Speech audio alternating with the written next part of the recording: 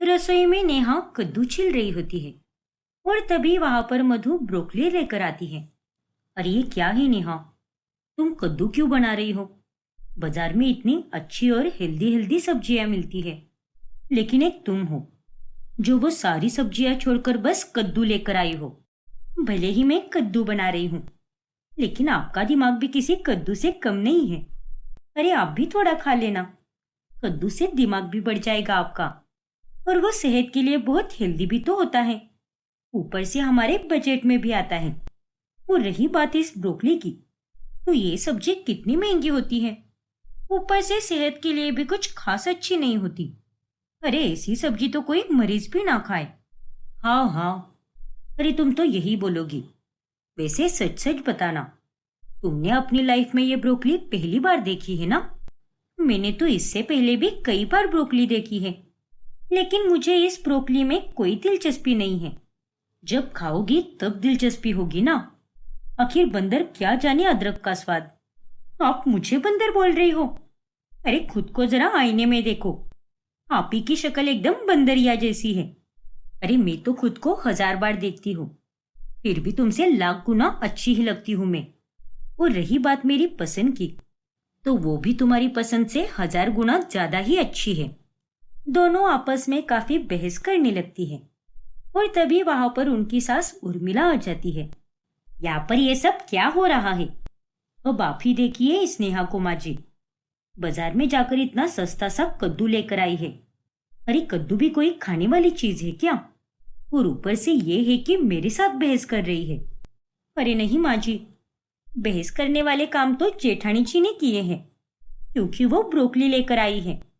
अब ये ब्रोकली कितनी महंगी होती है, ऊपर से ये खाने में कुछ खास भी नहीं लगती।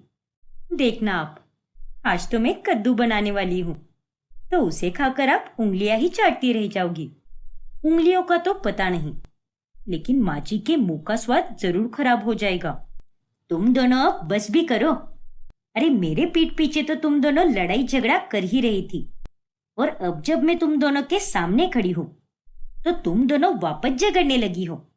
शर्म नहीं आती क्या तुम्हें? अरे अपनी सास को देखकर तो चुप हो जाओ। तो आप क्या चाहती हो माँ जी, हम शर्माते हुए लड़ाई करें? हद होती है किसी चीज की। तुम दोनों तो सच में बहुत बेशर्म हो। माफ करना माँ जी, लेकिन मैं कोई बेशर्म नहीं हूँ, और आपको अगर मेरी किसी बात का बुरा लगा हो, तो मैं आपसे दिल से माफी मांगती हूँ। अब तुम दोनों चुपचाप अपनी अपनी सब्जी बनाओ, और फिर उसे बाहर लेकर आओ। फिर वो सब्जी मैं ही चखकर बताऊंगी कि किसकी अच्छी बनी है। लेकिन अब वापस से तुम दोनों शुरू मत हो जाना। इतना कहकर उर्मिला वहां से चली जाती है। फिर कुछ दिनों के बाद मधु मार्केट से काफी सुंदर सुंदर पर्दे लेकर आती है। ये देखो नेहा, मैंने कितने सुंदर सुंदर पर्दे लाए हैं मार्केट से। और तुम्हें पता है, ये पर्दे मुझे सेल में मिले हैं, जिसकी वजह से ये पर्दे तो मुझे आधे दाम में मिल गए। हे भगवान, अरे आप तो पैसों को पानी की तरह बहाने लगती हो, और आप इसे अच्छा कह रही हो। अरे इससे अच्छे पर्दे तो मैंने घर पर ही बना दिए हैं, वो भी बिना 1 रुपए का खर्चा किए। ये देखिए, ये पर्दे मैंने साड़ी से बनाए हैं। अब वो साड़ी तो कोई पहनने वाला नहीं था ना, क्योंकि वो पुरानी हो गई थी, इसलिए मैंने उसके पर्दे बना दिए। अच्छा, तो तुम्हें लग रहा है कि मैं गलत कह रही हूँ। कोई बात नहीं, रुको, मैं तुम्हें अभी गलत साबित करती हूँ। अरे प्रीति, जरा इधर तो आना। मधु के बुलाने से प्रीति वहां पर आ जाती है। अरे क्या हुआ भाभी, आपने मुझे क्यों बुलाया? ये देखो प्रीति, मैं मार्केट से कितने सुंदर पर्दे लेकर आई हूँ। वो भी सेल में मिले थे, तो हमारे पैसे भी बच गए। और इस नेहा ने फटी हुई साड़ियों से पर्दे बनाए हैं, और मुझसे कंपटीशन कर रही है। बोल रही है कि इसके बनाए हुए पर्दे मेरे पर्दों से ज्यादा अच्छे हैं। अब तुम ही बताओ, ये पर्दे कहाँ से अच्छे लग रहे हैं? अरे इसे अगर घर में लगाएंगे ना, तो ये तो हमारे घर की शोभा बिगाड़ेंगे। और मैं तो ऐसे पर्दे अपने बाथरूम में भी ना लगाऊं। बाथरूम में? अरे ऐसे पर्दे बाथरूम के लिए बने ही नहीं हैं। उल्टा ऐसे पर्दे तो बड़े बड़े होटलों में होते हैं। अरे नहीं भाभी, सच कहूँ तो ये पर्दे बहुत ही खराब लग रहे हैं। माना कि आप बचत करती हो और ये अच्छी बात है, लेकिन हमारे पास इतना तो है ना, तो इतनी कंजूसी करने की क्या जरूरत है। और सच कहूँ तो मुझे तो मधु भाभी ने लाए हुए पर्दे बहुत अच्छे लगे। अब वो दोनों अक्सर ऐसे ही बहस करती रहती हैं। फिर कुछ दिनों के बाद उर्मिला अपनी दोनों बहुओं को बुलाती है। तुम दोनों को पता तो है ना, आज हमें शादी में जाना है। जी माँ जी, आपकी बहन के बेटे की शादी है ना, मुझे अच्छे से याद है। और इसीलिए मैं तुम दोनों को बराबर से पैसे दे रही हूँ। अपने लिए अच्छी सी शॉपिंग कर लेना, ठीक है ना? थैंक यू माँ जी। देखना आप, मैं तो एकदम सुंदर साड़ी लेकर आऊंगी। फिर वो दोनों अपने पसंद से कपड़े लेने चले जाते हैं। ठेले पर तो कितनी सुंदर सुंदर साड़ियाँ रहती हैं, इसीलिए मैं ठेले से ही साड़ी लूंगी। और उस मॉल में जाकर महंगी साड़ी लेने से क्या ही मतलब है।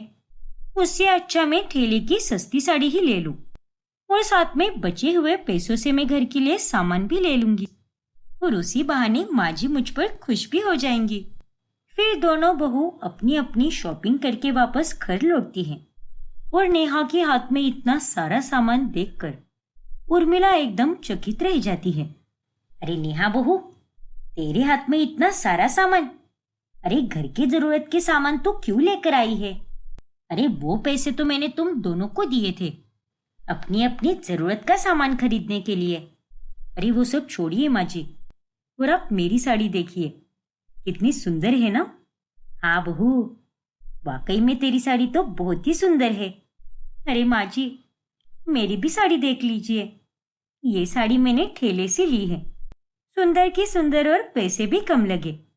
और फिर जो पैसे बचे थे ना, मैं उसमें घर के लिए सामान लेकर आई हूँ। अरे वाह बहू, तू तो बहुत समझदार है। उर्मिला के मुंह से नेहा की तारीफ सुनकर मधु को अब काफी जलन होती है। मुझे अच्छे से पता है कि ये सब नेहा ने बस माँ जी की तारीफ बटोरने के लिए किया है। अच्छे से जानती हूँ मैं उस नेहा को, वो तो बस माँ जी के गुड बुक्स में आना चाहती है। फिर कुछ दिनों के बाद, कितने दिन हो गए हैं और हम कहीं बाहर फैमिली ट्रिप के लिए गए ही नहीं। इसलिए आज मैंने प्लान बनाया है कि हम सब आज बाहर डिनर पर जाएंगे। अरे वाह भाभी, ये तो बहुत ही अच्छा आइडिया है और आप बिल्कुल सही कह रही हो। हम सबको साथ में बाहर वक्त बिताए हुए बहुत टाइम हो गया है और अब तो पिकनिक वगैरह भी नहीं हो पाती, तो आज फैमिली डिनर तो बनता है। हाँ बिल्कुल बनता है, तो तय रहा, आज हम सब साथ में फैमिली डिनर पर जाएंगे। फिर रात के समय जब सभी लोग तैयार होकर निकल रहे होते हैं कि तभी उन लोगों को नेहा टोक देती है। अरे एक मिनट, आप लोग बस एक बार मेरे साथ छत पर आना। फिर नेहा के पीछे पीछे सभी लोग छत पर जाते हैं और छत को इतना सजा हुआ देखकर वो एकदम हैरान रह जाते हैं। अरे ये क्या है बहू, तूने छत को इतना सुंदर बनाया है? हाँ माँ जी, भला और कौन करेगा? अगर आज हम सब लोग बाहर खाना खाने जाते तो आने जाने का किराया लग जाता, फिर वहां पर जाकर खाते उसका पैसा अलग से लग जाता। तो इसीलिए मैंने सोचा कि आज तो मैं इस छत को ही सुंदर बना देती हूँ। लग रहा है ना एकदम रेस्टोरेंट टाइप, और ऊपर से मैंने खाना भी घर पर ही बनाया है, बिल्कुल जैसा बाहर मिलता है। सच में बहू, मान गए तुझे हम। तू तो कभी कभी हमें हैरान कर देती है। आज तो तूने इतने पैसों की बचत की और ऊपर से ये टेरेस तूने कितने अच्छे से सजाया है। इसे जताने के लिए मेरे पास तो कोई शब्द भी नहीं है। सभी लोग नेहा की बहुत तारीफ करते हैं। फिर कुछ दिनों के बाद दोनों बहुएं घर का राशन लेने जाती हैं। नहाने का साबुन भी खत्म हो गया है, तो मैं इस बार शॉवर जेल लेने का सोच रही हूँ। अरे हद होती है, शॉवर जेल लेना जरूरी है क्या? उसके दाम में दर्जनों साबुन मिलते हैं, इसलिए मैं तो वही लूंगी। बिल्कुल भी नहीं नेहा। फिर वो दोनों अपने अपने मन से सामान लेकर आती हैं। फिर जब नेहा के लाए हुए साबुन से प्रीति नहाती है, तब उसके शरीर पर दाने होने लगते हैं। ये देखिए माँ, नेहा भाभी ने जो साबुन लाया था ना, उससे नहाने के बाद मेरा ये क्या हाल हो गया। अरे ये तो होना ही था, इतने सस्ते दाम वाले जो थे ये साबुन, और लगता है इसकी एक्सपायरी डेट भी निकल गई होगी। अरे तू पागल हो गई है क्या बहू? माना कि तू बचत करती है, तो उसी बहाने ठेले से कुछ भी उठाकर लेकर आएगी क्या? अब देख मेरी बेटी का ये क्या हाल हो गया है। फिर कुछ दिनों के बाद जब मोहल्ले में ठेले पर साड़ी बेचने वाला आता है, तब उसे देखकर नेहा बहुत खुश होती है। अरे वाह, ठेले पर साड़ी बेचने वाला आया है, मैं अब भी माँ जी से बात करती हूँ। फिर नेहा अपनी सास के पास चली जाती है। अरे माँ जी, वो ठेले पर साड़ी बेचने वाला आया है, प्लीज दिला दीजिए ना मुझे वो साड़ी। देखिए, मना मत करना, वो साड़ियाँ बहुत अच्छी और कंफर्टेबल होती हैं और सस्ती भी होती है। चल ठीक है। फिर वो दोनों ठेले वाले के पास जाती है। अरे भैया, साड़ी खोलकर दिखाइए ना। अरे नहीं मैडम जी, अगर ये साड़ी हमने खोल दी तो दूसरा ग्राहक इसे लेने के लिए मना कर देगा, इसलिए ये साड़ी हम आपको खोलकर नहीं दिखा सकते। और इतना क्या सोच रही हो, फोटो में दिख रही है वैसी ही है साड़ी, तो आप उसी के ऊपर पसंद कर लो। ठीक है भाई साहब, ये 5 साड़ियाँ दे दीजिए। फिर नेहा साड़ी लेकर अंदर आती है, और जब वो साड़ियाँ खुलती है तो कोई साड़ी फटी हुई होती है, तो कोई चली हुई होती है, तो कोई कोई साड़ियों का रंग भी गया होता है। अरे वाह, ये ठेले की साड़ियाँ तो कुछ ज्यादा ही सुंदर लग रही है। देख लिया ना तुमने? अरे माँ जी, सच में ये साड़ियाँ सुंदर होती हैं, लेकिन पता नहीं आज ये कैसे हो गया। जाने दे बहू, अब जो हुआ सो हुआ, लेकिन इस बात से तो सीख ले। फिर कुछ दिनों के बाद उनके घर पर गेस्ट आते हैं। अरे प्रीति, जरा ये टेस्ट करना तो, मैंने मटर मशरूम बनाया है सबके लिए, और ये भी खाकर बताना प्रीति। घिया घी की सब्जी बनाई है मैंने, दही वाली, खाकर बताओ कि कैसी बनी है। फिर प्रीति उन दोनों का बनाया हुआ खाना खाती है, और वो खाकर उसका मुंह बन जाता है। अरे क्या हुआ प्रीति? अरे मधु भाभी, आपकी इस मटर मशरूम में तो बहुत ज्यादा नमक हो गया है। और नेहा भाभी, आपकी घिया की दही वाली सब्जी में काफी ज्यादा मिर्च हो गई है, और ये खाना तो गेस्ट लोग बिल्कुल भी नहीं खा पाएंगे। आज तो पक्का सबके सामने हमारी नाक ही कट जाएगी।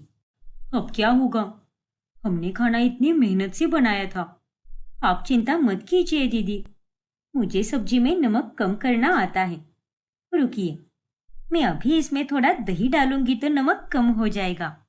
और नेहा, मुझे भी सब्जी का तीखापन कम करना अच्छे से आता है, तो मैं भी तुम्हारी सब्जी खाने लायक बना दूंगी।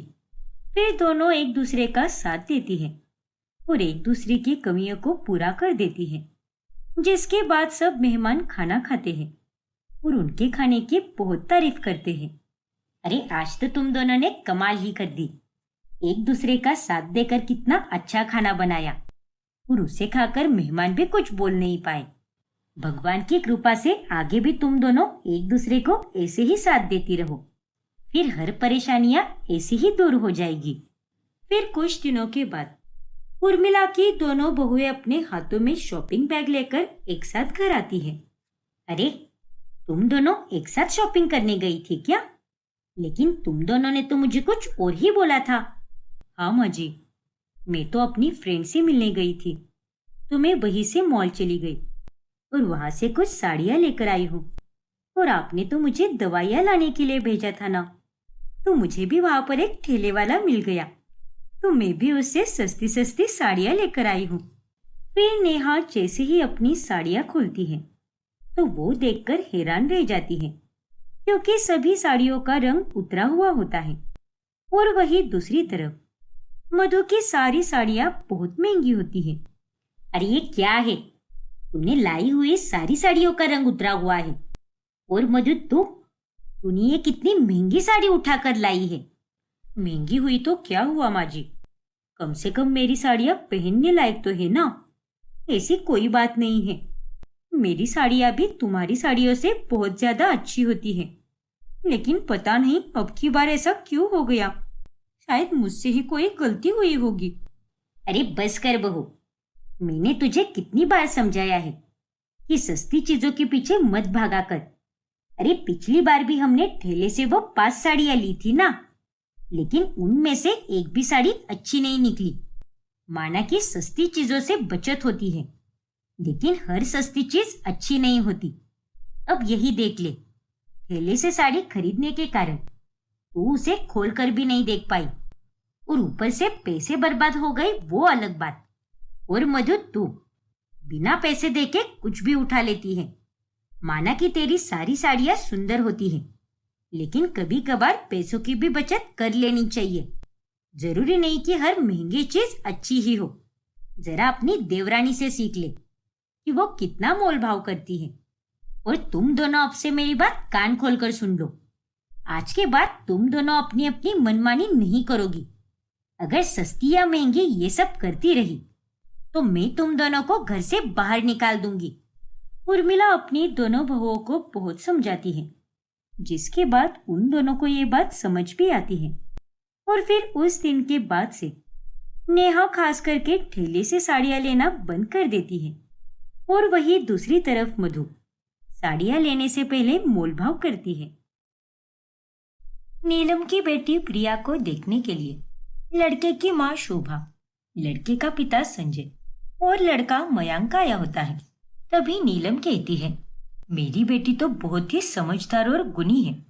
मुझे तो कुछ करने ही नहीं देती, वो सब कुछ खुद ही कर लेती है। और हमारे पूरे खानदान में सभी लोग प्रिया को बहुत मानते हैं। जी बिल्कुल, आपका घर देखकर ही पता चल रहा है कि ये सब साज सजावट आप ही की बेटी ने की है। जी बिल्कुल, मेरी बेटी को घर सजाना बहुत अच्छा लगता है। वो घर को बहुत साफ सुथरा भी रखती है और उसे गंदगी बिल्कुल बर्दाश्त नहीं होती। वैसे मैं भी ये क्या बातें कर रही हूँ, गंदगी कहाँ ही किसी को पसंद आती है। जी बिल्कुल, मुझे प्रिया जैसी ही बहू चाहिए थी। देखिए बहन जी, मैं बातें घुमाना नहीं जानती हूँ, इसीलिए आपसे साफ साफ कह रही हूँ। मुझे तो आपकी बेटी बहुत पसंद आई है। मैं आप ही की बेटी को मेरी घर की बहू बनाना चाहती हूँ, और आपकी भी रजामंदी हो तो हम ये रिश्ता पक्का कर सकते हैं। अरे बहन जी, आपने तो मेरे दिल की बात कह दी। मुझे भी आपका बेटा मयांक बहुत अच्छा लगा। मैं भी इस रिश्ते को लेकर अपनी पूरी सहमति देती हूँ।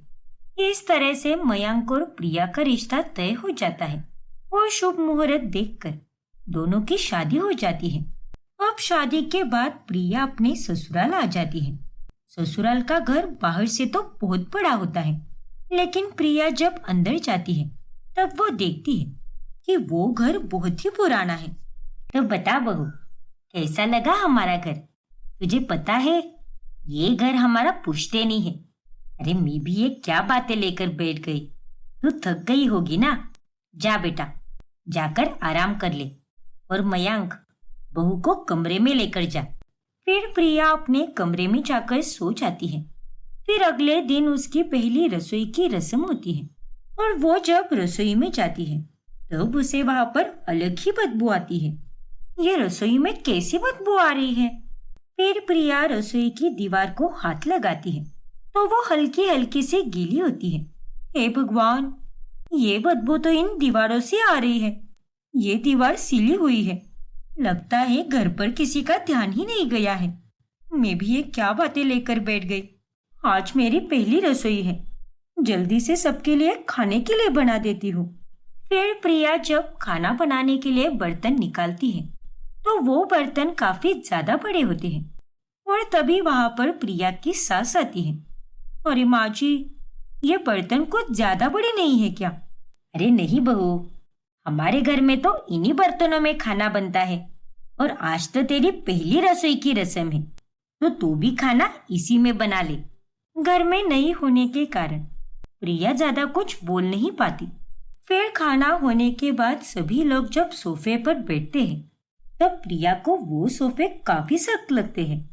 हे भगवान, माँ जी, ये सोफे तो कितने सख्त हैं, और आप लोग इस पर कैसे बैठ सकते हो? और तो और ये कितने पुराने भी लग रहे हैं। क्या बहू, तुम भी अभी ससुराल आए हफ्ता भी नहीं हुआ है और अभी से तू नखरे दिखाने लगी है।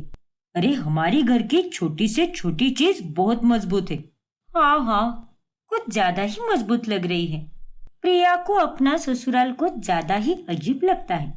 रोज बड़े बड़े बर्तनों में प्रिया को काफी ज्यादा खाना बनाना पड़ता है, जिससे प्रिया बहुत परेशान हो जाती है। और एक दिन वो अपनी सास से कहती है, बस माँ जी, अब बहुत हो गया। रसोई में इतने बड़े बड़े बर्तन हैं और उन बड़े बड़े बर्तनों के हिसाब से ही आप मुझसे खाना बनवाती हो, जिससे बनवाने में मेरी हालत खराब हो जाती है और बाद में तो वो खाना बस फेंकना ही पड़ता है। तो फिर इतना खाना बनाने का क्या मतलब है माँ जी? मुझे तो ऐसे लग रहा है कि तू कुछ ज्यादा ही नाजुक है। अरे थोड़ा सा काम क्या करना पड़ा, तू तो बहाने देने लग गई है। मुझे तुझसे ये उम्मीद बिल्कुल नहीं थी बहू। देखिए माँ जी, मैं काम करने से परेशान नहीं हूँ, बल्कि मैं तो बस इसीलिए परेशान हो रही हूँ क्योंकि हमारे घर में गिन के 4 लोग ही खाना खाते हैं। तो फिर हम इतना ज्यादा खाना बनाकर अन्न का नुकसान क्यों कर रहे हैं? अरे बहू, अगर घर में कोई अचानक से मेहमान आ जाए तब क्या हम उन्हें ऐसे ही भूखे जाने देंगे क्या? अतिथि भगवान का रूप होता है और भगवान को हम भूखे पेट नहीं जाने दे सकते। अरे क्या माँ जी, आप भी आज के समय में अगर कोई घर आने वाला होता है तो वो पहले ही बता देता है कि वो आने वाला है और उसके साथ कितने लोग हैं, ये भी वो बता देता है। ऐसे ही कोई अचानक से नहीं आता माँ जी। देख बहू, मुझे तेरी कोई बात नहीं सुननी। तुझे उन बड़े बर्तनों के हिसाब से ही खाना बनाना होगा, क्योंकि मैं ये बिल्कुल नहीं चाहती कि कभी कोई हमारे घर से भूखा जाए। इस तरह से शोभा अपनी बहू की कोई बात नहीं मानती, जिस वजह से प्रिया को काफी ज्यादा खाना बनाना पड़ता है। फिर कुछ ही दिनों बाद रात में प्रिया को सोते समय बहुत खुजली हो रही होती है और वो बार बार खुजाती हुई अपने पति से कहती है, मुझे इतनी खुजली क्यों हो रही है मयंक जी? ना तो इस बिस्तर पर मुझे अच्छे से नींद आती है और ऊपर से सोने के बाद खुजली आती है, वो अलग। पता नहीं प्रिया, मैं तो इतने टाइम से यही रहता हूँ, लेकिन आज तक मुझे कोई खुजली नहीं हुई। तभी प्रिया की नजर बेड पर घूम रहे खटमल पर जाती है। छी, इतने दिनों से मैं इन खटमलों के साथ सो रही थी, तभी मुझे इतनी खुजली हो रही थी। छी मयंक जी, आप ऐसे बेड पर कैसे सो सकते हो? पता नहीं प्रिया, लेकिन मुझे आराम से नींद आ जाती है। आपको सोना है तो सो जाओ, लेकिन मुझसे तो अब यहाँ पर नहीं सोया जाएगा। मैं जमीन पर सो जाऊंगी, लेकिन खटमल वाले बिस्तर पर बिल्कुल भी नहीं सो सकती मैं। फिर प्रिया नीचे जमीन पर सोने लगती है। फिर एक दिन जब प्रिया अपनी सास के साथ रसोई में खाना बना रही होती है, तभी छत से पपड़ी निकलकर सीधा प्रिया की बनाई हुई सब्जी में गिर जाती है। देखिए माँ जी, ये मेरे साथ कोई पहली बार नहीं हो रहा है। जब से मैं यहाँ पर शादी करके आई हूँ, तब से आज तक ये बहुत बार हो चुका है और इस वजह से मुझे सारा खाना दोबारा बनाना पड़ता है। क्या तू भी बहू, ये तो हर घर में होता है, इसमें मुंह फुलाने वाली क्या बात है? हे भगवान, इनसे तो बात करना ही बेकार है। फिर थोड़ी ही देर बाद जब मयंक ऑफिस से घर आता है, तब प्रिया अपने पति से कहती है, देखिए मयंक जी, अब तक मैं बहुत चुप रही, लेकिन अब और नहीं। ये सड़ा गला ससुराल है, हर जगह कोई ना कोई परेशानी हो रही है। अरे हमारा कमरा ही देख लो, कैसे पानी टपक रहा है। और मुझे तो ये लगता है कि हमें नया घर बनवा लेना चाहिए। नहीं प्रिया, नया घर बनाना तो बहुत ही मुश्किल है। माँ और पापा भी इस बात को कभी नहीं मानेंगे, क्योंकि ये उनका पुश्तैनी घर है और वो इस घर के साथ समझौता बिल्कुल नहीं कर सकते। रोज रोज की इन्हीं बातों से प्रिया को अपने ससुराल में बिल्कुल भी अच्छा नहीं लगता।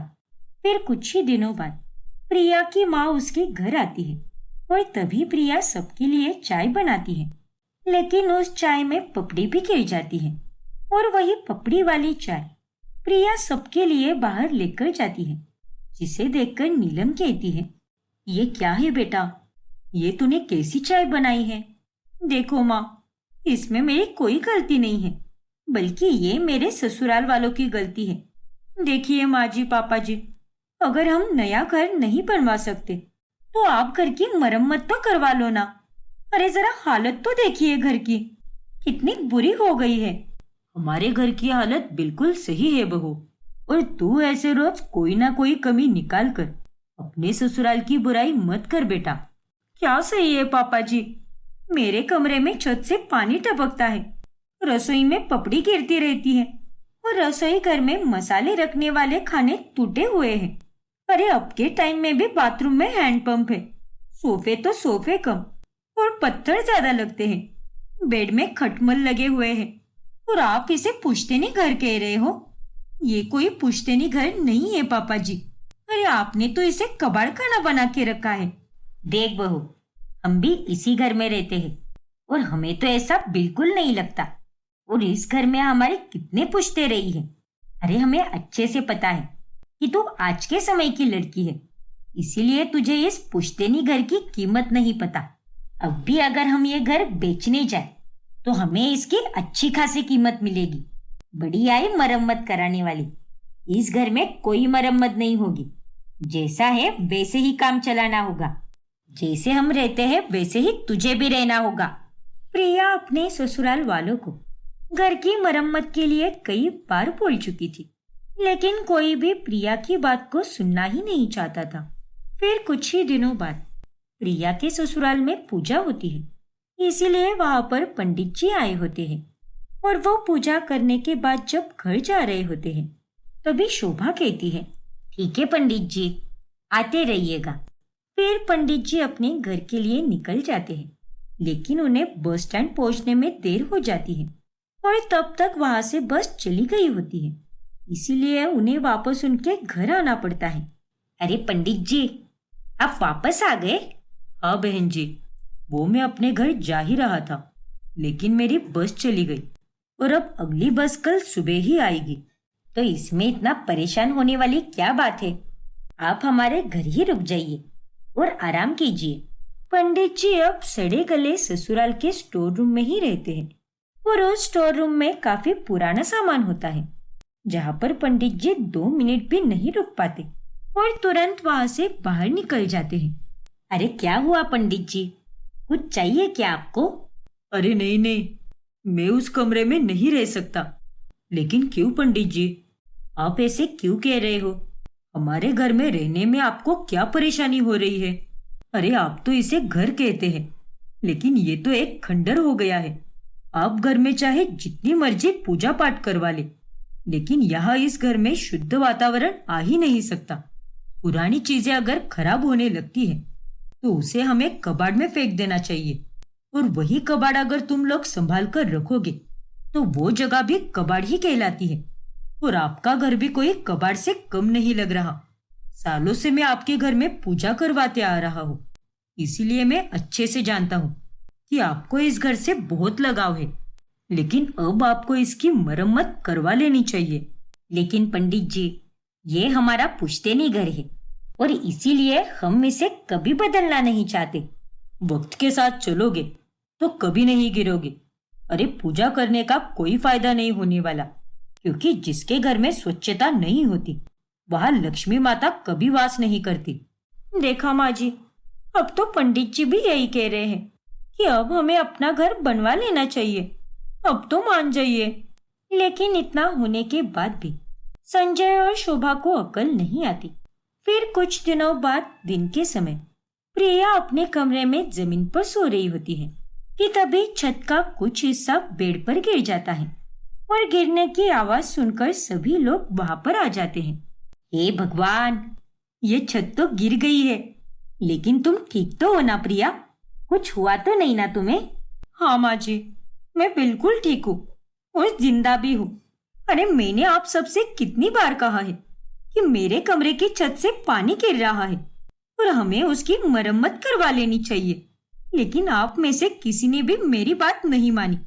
वो तो अच्छा है कि पेड़ पर खटमल लगने के कारण मैं जमीन पर सो रही थी, वरना ये छत तो मेरे ऊपर ही गिर जाती और आज मुझे अगर कुछ हो जाता तो मैं आपके इस पुश्तैनी घर में हमेशा हमेशा के लिए दफन हो जाती और शायद तभी आपके मन को सुकून मिलता। अरे नहीं बहू, ऐसा नहीं है और हमें माफ कर दे। आज तक तू बिल्कुल सही कह रही थी। अरे हम ही बेवकूफ थे जो अपने पुश्तैनी घर को लेकर बैठ गए, जबकि ये घर तो एकदम सड़ा गला बन गया है। हाँ बहू, लेकिन अब ऐसा बिल्कुल नहीं होगा, क्योंकि हम इस घर की मरम्मत जरूर करवाएंगे। इस हादसे के बाद सबको अकल आ जाती है और फिर उस घर की मरम्मत होने के बाद सभी लोग उसमें खुशी से रहने लगते हैं। अरे दीदी, आप रहने दीजिए ना। आप तो सुबह 5 बजे से उठी हुई हो। जाइए, जाकर आराम कीजिए, वरना आपकी तबीयत खराब हो जाएगी। अरे नहीं नुपुर, ऐसा कुछ भी नहीं होगा। ओए, तुम अकेले काम क्यों करोगी भला? मैं भी तुम्हारा साथ देती हूँ। देखो दीदी, आपको मेरी कसम, अब जाइए आप और आराम कीजिए। हे भगवान, तुम भी ना नुपुर, मेरी कोई बात नहीं मानोगी। ठीक है, जाती हूँ मैं यहाँ से। सच में ये दोनों देवरानी जेठानी कम और सगी बहनें ज्यादा लगती है। एक मेरी जेठानी थी जो एकदम खड़ूस थी, और यहाँ देखो, इन दोनों की जोड़ी को किसी की नजर ना लगे। जानवी और नुपुर दोनों में भरपूर प्यार होता है। फिर एक रोज, बहू, मेरी बहन की सास का देहांत हुआ है, इसीलिए मुझे अभी गांव जाना पड़ रहा है। हे भगवान, ये तो बहुत बुरा हुआ माँ जी। आप मौसी जी का ख्याल रखिए। हाँ बहू, लेकिन तुम दोनों भी यहाँ पर अपना ध्यान रखना। हाँ माँ जी, मैं और नुपुर मेरे मायके चले जाएंगे। आप हमारी चिंता मत कीजिए। अरे नहीं दीदी, मैं आपके मायके कैसे आ सकती हूँ? आपके परिवार वाले क्या सोचेंगे? अरे तुम पागल हो क्या? तुम मेरी छोटी बहन समान हो, और वो घर जितना मेरा है उतना ही तुम्हारा भी है। अब मुंह बंद करो और चुपचाप मेरे साथ चलो। नुपुर का इस दुनिया में कोई नहीं था। वो एक अनाथ लड़की थी। वही नुपुर और जानवी दोनों के पति दूसरे शहर में नौकरी करते थे। सास मंजरी के गांव जाने के बाद जानवी और नुपुर अब दोनों जानवी के मायके चले जाते हैं। अरे जानवी बिटिया, तू यहाँ पर? वो भी ऐसे अचानक से? हाँ माँ। फिर जानवी अपनी माँ विशाखा और पिता संजय को सारी बातें बताती है। ये तो बहुत बुरा हुआ बेटा। मंजिरी जी भी अब अकेली ही गई है क्या? हाँ माँ, वो निशांत और देवर जी को भी टाइम नहीं है अभी, नहीं तो वो माँ जी के साथ चले जाते। इसीलिए हमने ये सोचा कि हम दोनों यहीं पर रहने आ जाते हैं। फिर उन दोनों के वापस घर आने के बाद हम दोनों यहाँ से वापस चले जाएंगे। अरे कोई बात नहीं बेटा, तुम दोनों यहाँ पर जितना दिन चाहे रह सकते हो। और नुपुर बेटा, ये तुम्हारा भी घर है, इसलिए तुम भी चिंता मत करो। संजय तो कह देता है, लेकिन विशाखा को नुपुर का जानवी के साथ आना थोड़ा खलने लगता है। अब जानवी और नुपुर एक कमरे में ही रहने लगती है, पर वो दोनों साथ में फिल्म देखने जाती है और एक साथ खरीदारी भी करती है। ऐसे ही हर वक्त वो दोनों साथ ही रहने लगती है। ये ले जानवी बेटा, मैंने तेरी पसंद का सारा खाना बनाया है, और मैंने तेरी पसंद का मीठा पान भी लाया है। अरे वाह, शुक्रिया माँ पापा। अरे अब देख क्या रही है, जल्दी से खाना शुरू कर दे, वरना सारा खाना ठंडा हो जाएगा। अरे नहीं माँ, वो नुपुर देवर जी से फोन पर बात कर रही है। वो बस 2 मिनट में आती ही होगी, फिर हम दोनों साथ में खाना खाएंगे। अरे बाबा, तू उसकी राह क्यों देख रही है? चुपचाप खाना खा ले। वो दोनों मियाँ बीवी बात कर रहे हैं, तो उन्हें बात करने में देरी भी हो सकती है, इसीलिए मैं कह रही हूँ चुपचाप खाना खा ले, वरना सारा खाना ठंडा हो जाएगा। अरे नहीं माँ, मुझे नुपुर ने कहा है कि वो बस 5 मिनट में आ जाएगी, और आप देखना वो अभी आती ही होगी। कोई देवर जी को भी फोन पे बात करने के लिए ज्यादा समय नहीं मिलता है। जानवी की ये बातें सुनकर विशाखा को बहुत गुस्सा आ जाता है। फिर थोड़ी ही देर में नुपुर वहां आती है और वो दोनों साथ में खाना खाती है। फिर अगले दिन, बच्चियों, ये देखो, मैंने तुम दोनों के लिए ये साड़ियाँ लाई है। क्या बात है संजय जी, आपने तो बड़ी सुंदर सुंदर साड़ियाँ लाई है। जानवी बेटा, तू ये लाल वाली ले ले, और ये नीली वाली तुम ले लो नुपुर, क्योंकि लाल वाली जानवी पर बहुत जचेगी। अरे नहीं माँ, ये लाल वाली साड़ी का डिजाइन वैसा ही है जैसा नूपुर को लंबे समय से चाहिए था, है ना नूपुर? तुम्हें याद है क्या? हमने ऐसी ही डिजाइन वाली साड़ी देखी थी और तुमने कहा भी था कि तुम्हें ऐसी ही एक साड़ी चाहिए। हाँ दीदी, इसीलिए तुम ये लाल वाली साड़ी रख लो और नीली वाली मुझे दे दो। अरे माँ, नूपुर की खुशी में ही मेरी खुशी है। शुक्रिया दीदी, आप सच में कमाल की हो। विशाखा फिर से गुस्सा हो जाती है और फिर बाद में, जानवी, तेरी अकल क्या घास चरने गई है क्या? अरे माँ, आप ऐसा क्यों बोल रही हो? आखिर क्या बात है? हाँ विशाखा, क्यों खामोखा मेरी बिटिया रानी को डांट रही हो तुम? अरे जिस तरह से ये अपनी देवरानी के साथ पेश आती है ना, इसे देखकर तो यही लगता है कि एक ना एक दिन वो इसको ले डूबेगी। क्या? अरे ना समझ लड़की, तू उसकी जेठानी है और जेठानियां अपनी देवरानियों के साथ इस तरह से पेश नहीं आती, बल्कि सख्ती से पेश आती है। अगर तू उसको इसी तरह से प्यार करती रहेगी तो वो तेरे सर पे चढ़ जाएगी, और अगर तू उसे अपने दबाव में रखेगी तो आगे जाकर तेरा ही फायदा होगा। अरे माँ, ये आप कैसी बातें कर रही हो? मैं नुपुर को अपनी देवरानी नहीं मानती, बल्कि वो तो मेरी बहन जैसी है और देवरानी और जेठानी तो बस दुश्मन हो सकते हैं। ये सब लोगों की दकियानुसी सोच है। जानवी बिल्कुल सही कह रही है। अरे हम ही रिश्तों को एक नजरिया देकर बिगाड़ देते हैं। अगर दूसरे और अच्छे नजरिए से देखा जाए तो सास बहू, जेठानी देवरानी, ननंद भाभी, ये सारे खटास से भरे रिश्ते भी अच्छे हो सकते हैं, लेकिन लोगों ने तो बस इन्हें बदनाम करके रखा है। देखिए, आपको कुछ नहीं पता, इसीलिए आप इन घर के मामलों में मत ही पड़िए।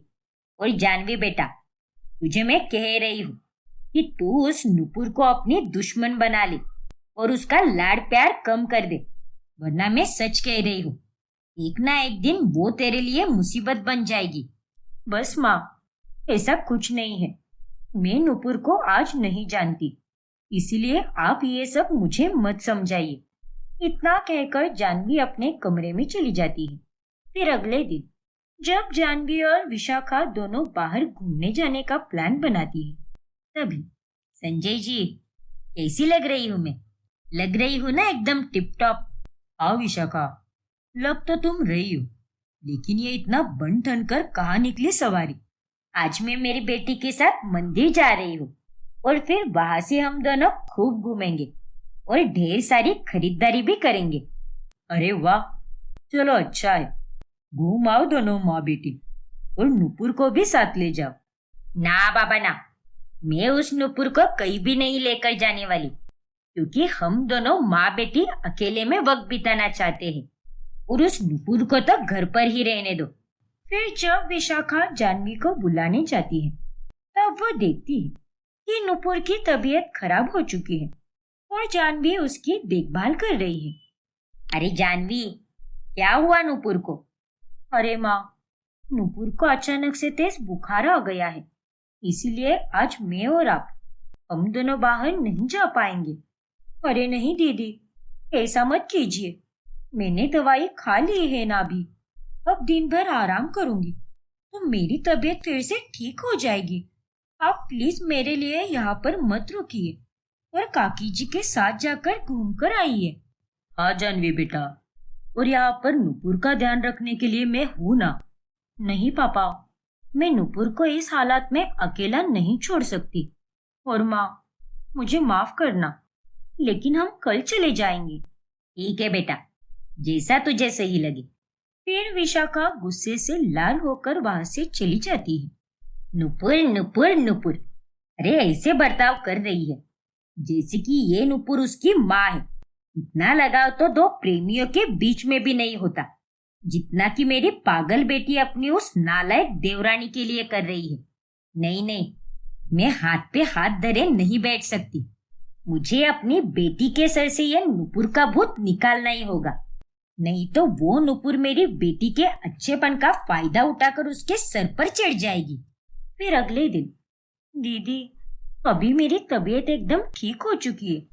कहिए, आज आपके लिए मैं क्या बनाऊं?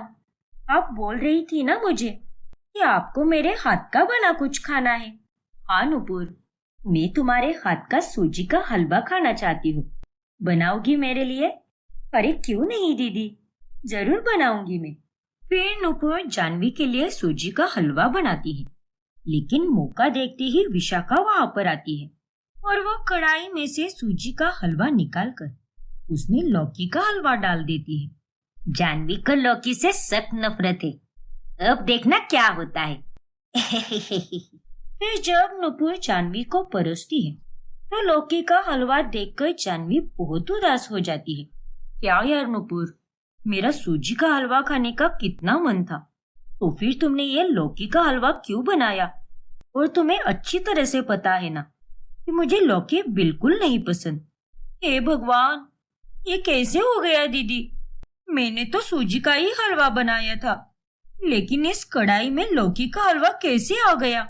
मुझे सच में नहीं पता दीदी, मेरा विश्वास कीजिए। ये झूठ बोल रही है जानवी। अरे मान जाओ ना कि लौकी का हलवा खाने का मन तुम्हें कर रहा था और इसीलिए तुमने ये लौकी का हलवा बनाया। क्यों, सही कहा ना मैंने? अरे नहीं काकी जी, ऐसा कुछ भी नहीं है।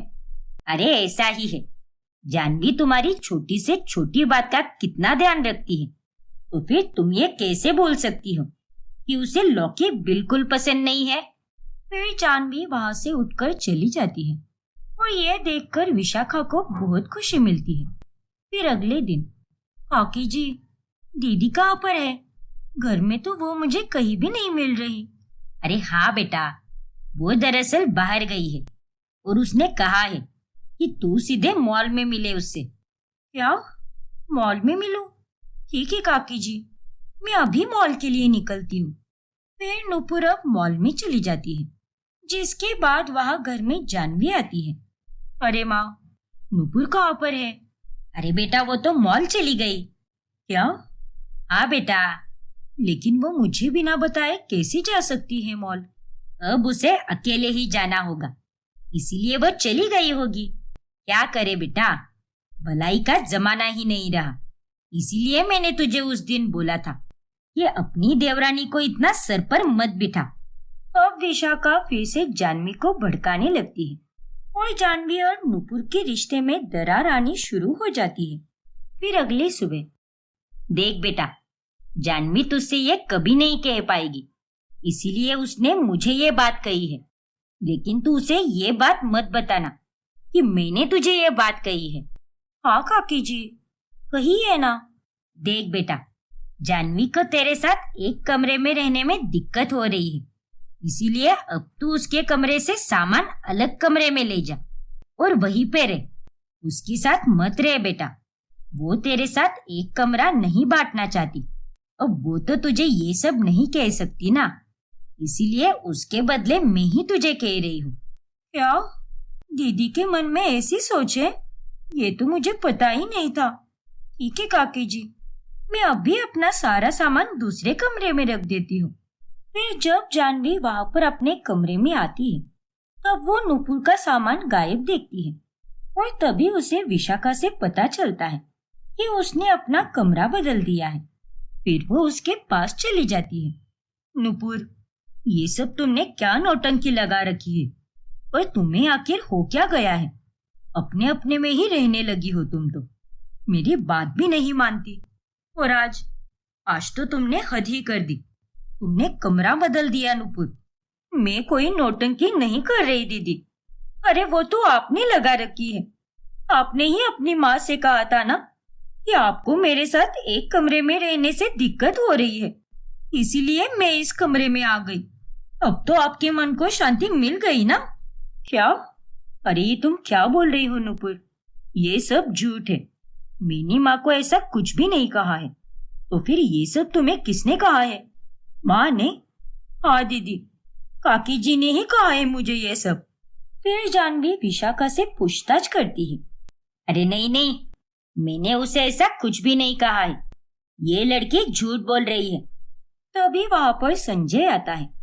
नुपुर झूठ नहीं बोल रही विशाखा, क्योंकि मैंने थोड़ी देर पहले ही तुम्हें नुपुर से बात करते हुए देखा था और पिछले कुछ दिनों से तुम ही ये सब करती आ रही हो, क्योंकि तुम्हें इन दोनों के रिश्ते से दिक्कत है, इसीलिए तुमने ही इन दोनों में फूट डाली है।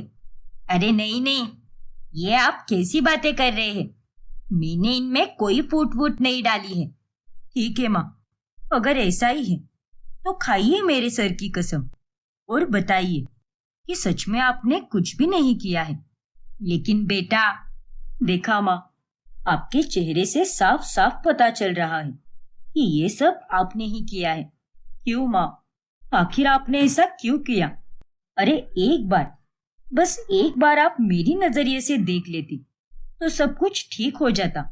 आखिर आप जेठानी और देवरानी के रिश्ते को बुरा क्यों बनाना चाहती हो? आपके मन में नुपुर के लिए इतनी कड़वाहट क्यों है? मुझे माफ कर दे बेटा, मैंने बहुत गलत किया है। तेरे और नुपुर के रिश्ते को देखकर अब मुझे यही लग रहा है कि मैं और मेरी सोच ही गलत है।